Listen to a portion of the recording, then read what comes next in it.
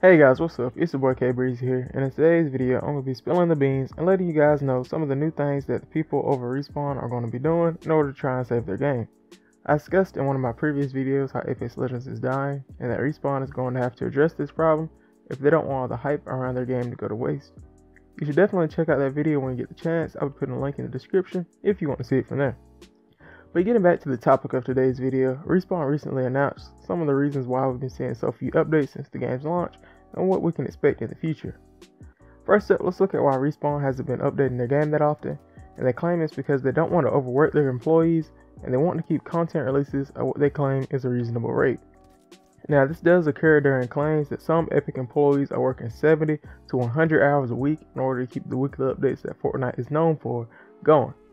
Epic Games is getting a lot of heat for this lately because people are just now starting to bring attention to this issue. I mean, I can get what the people over at Respawn are saying, and they're really pushing the narrative quality over quantity. You can't really overwork your employees or else you're going to be getting crappy updates, but at the same time, you don't want to have one huge update every 6 months and everybody's left the game to play something new. I bet that they're working on compromising the best that they can, but that is the main reason why Respawn Entertainment has been really lacking on the update department. Respawn has even admitted that they've delayed the production for any new Titanfall games in order to really buckle down on Apex Legends and give it all they got. Moving on from that though, executive producer Drew McCoy talks about how the teams are going to be more transparent with the updates and start letting players know what they should be expecting. Starting soon, the teams are going to be dropping teasers and hints in order to let the community know what is on the way and kind of give us a timeline where we can expect new updates. At the time of recording this, we do have McCoy confirming that by the time Season 2 drops for Apex Legends, that we can expect one new legend, a new weapon, and a few map changes in order to mix things up. I mean, I'm not complaining about this update, don't get me wrong, but both the legend and the weapon have already been leaked, so any hype that they could build by announcing them is already kind of dead.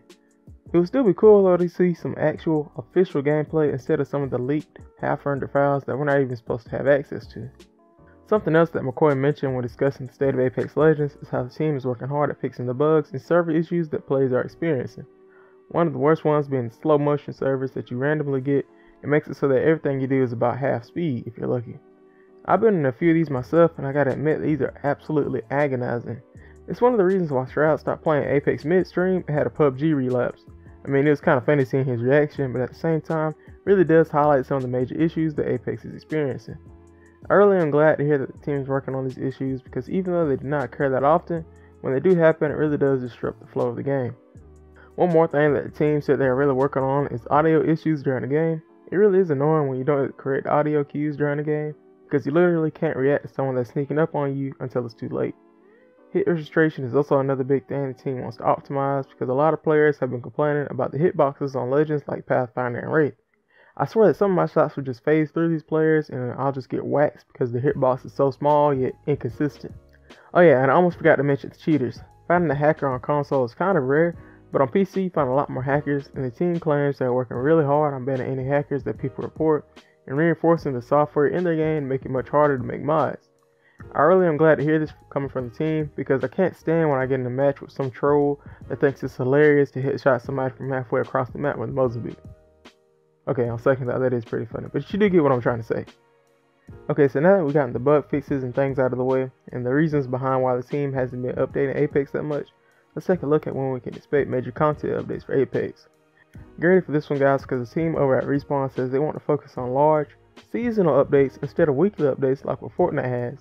This means that we're not going to be getting any meaningful content unless a new season rolls around and a Battle Pass is released. I'm not saying that we're not going to be getting anything at all, I'm just saying that we're not going to be getting like map changes and new legends unless we're close to the end of the season.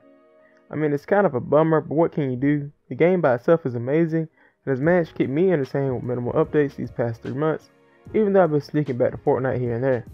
I just hope that when they do come out with a seasonal update that it gives us a lot of new things and really addresses what the community was talking about and more in order to keep us entertained until the next seasonal update.